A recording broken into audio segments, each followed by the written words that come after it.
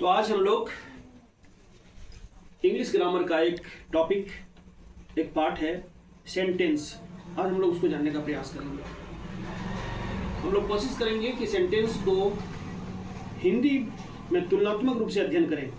हिंदी व्याकरण और English grammar को कंपैरिजन करते हुए तुलनात्मक रूप से उसका अध्ययन करेंगे। ठीक है, चलिए तो चलते हैं हम लोग। आज का जो टॉपिक है, आज का जो लेसन है वो है सेंटेंस।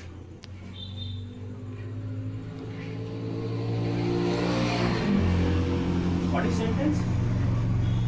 सेंटेंस क्या है? अप्रोप्रिएट मीनिंग इसका क्या होगा? वाक्य। सेंटेंस मीन्स वाक्य।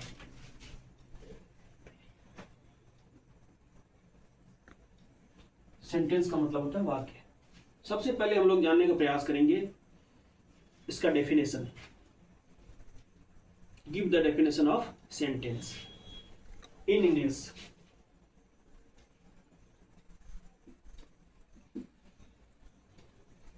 Definition DEFINITION definition of sentence. Sentence किसे कहेंगे? इंग्लिश में सेंटेंस का क्या परिभाषा हो सकता है? A sentence is a group of words. A sentence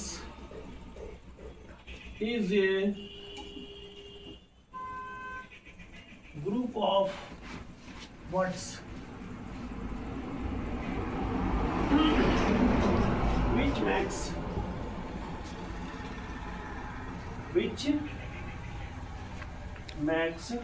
complete sense.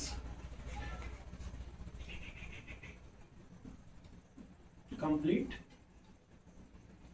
sense. There are two parts of sentence in English grammar. Subject and predicate. Hindi में क्या कहेंगे सेंटेंस को? सेंटेंस किसे कहेंगे? क्या परिभाषा हो सकता है?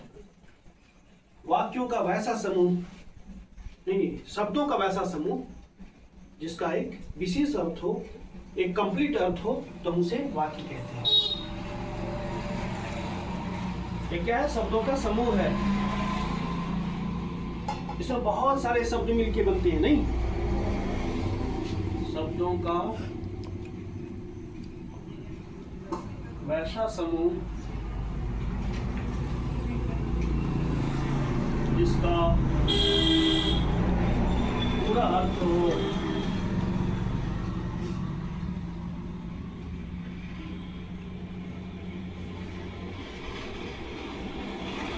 उसे वाक्य कहते हैं।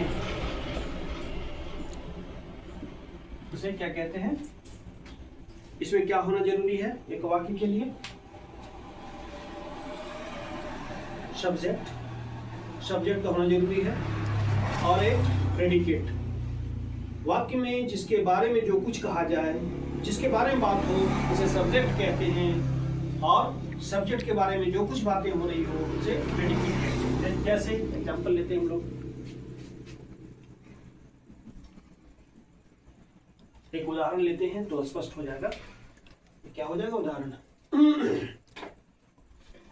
इसको मत देखिए, ये चोट लगी है, इसको बैंडेज किया गया है।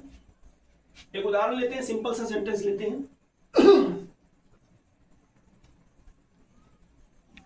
Ram is a good boy. नहीं, Ram is a good boy. इसमें बहुत सारे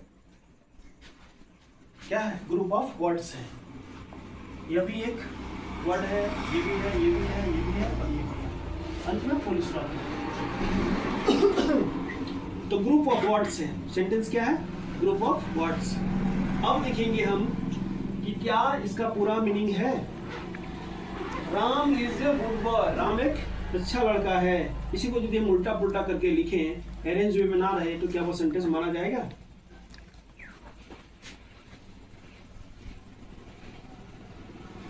Ram boy good is a.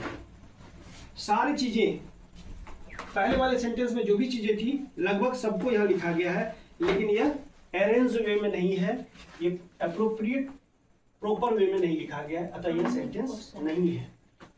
Sentence तभी होगा जब यह एक मीनिंगफुल, जब इसका पूरा पूरा अर्थ हो।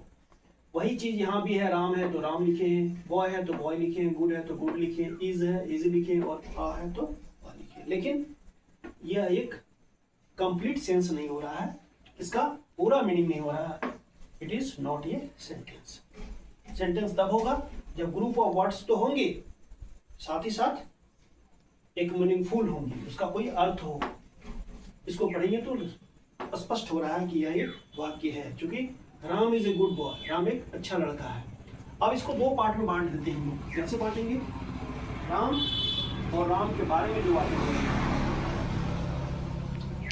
दो पार्ट हो गया इसका। इज ए गुड बॉय मतलब एक अच्छा लड़का है। कौन? इस सेंटेंस में कौन अच्छा लड़का है? राम। राम। तो ये बातें जो हो रही है किसके बारे में हो रही है? राम के बारे में हो रही है। तो राम क्या हो गया यहाँ? सब्जेक्ट। इसको क्या कहेंगे? इसको कहेंगे सब्जेक्ट।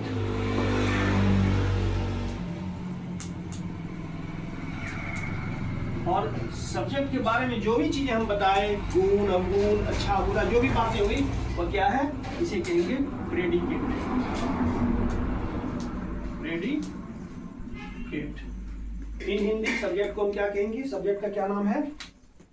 उद्देश्य। और प्रेडिकेट को कहेंगे विधेय। उद्देश्य और विधेय, इसका नाम हो गया उद्देश्य, और ये हो गया विधेय। इंग्लिश में इससे कहेंगे सब्जेक्ट एंड प्रेडिकेट।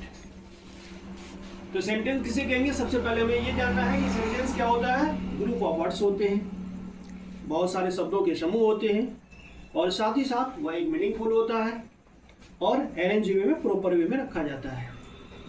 ठीक है, तो उसे हम कहते हैं सेंटेंस। एक और एग्जांपल लेते हैं।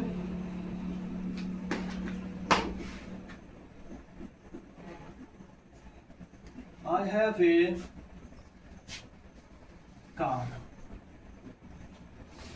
नहीं, एक उदाहरण आप ही बताइए, कुछ बोलिए। You have a car. You had finished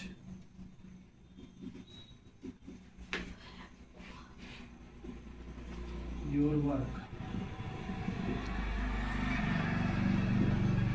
You had finished your work. इस तरह से बहुत सारे उदाहरण ले सकते हैं, और इसे हम समझ सकते हैं कि यह एक सेंटेंस है।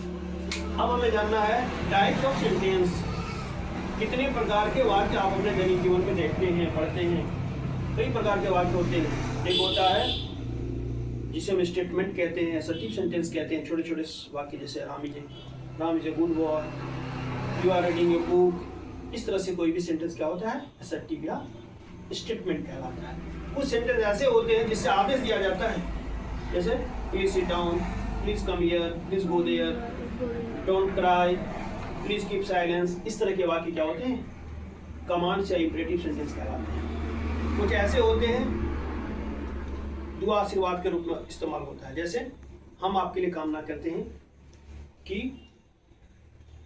मे यू लिव लॉन्ग, आप लंबी उम्र जिए। May you success in your life, अपने जीवन में आप सफल हो। इसे क्या कहते हैं? इसे कहा जाता है ऑब्जेक्टिव सेंटेंस। और क्या होता है? कभी कभी क्वेश्चन पूछा जाता है, are you boy, what are you doing. इस तरह से वाक्य जो होते हैं वो क्या, क्योंकि अंत में क्या लगा रहता है उसमें, वैसे वाक्यों में अंत में क्या लगा रहता है? प्रश्नवाचक, नॉट ऑफ इंट्रोगेशन। तो ऐसे वाक्यों को कहते हैं क्वेश्चन या इंट्रोगेटिव सेंटेंस। यहाँ पर दो प्रकार के प्रश्न होते हैं, आप देखिए आगे जाके प्रश्न दो प्रकार के होते हैं। कौन कौन? एक होता है yes no क्वेश्चन, और दूसरा होता है WH question. yes no question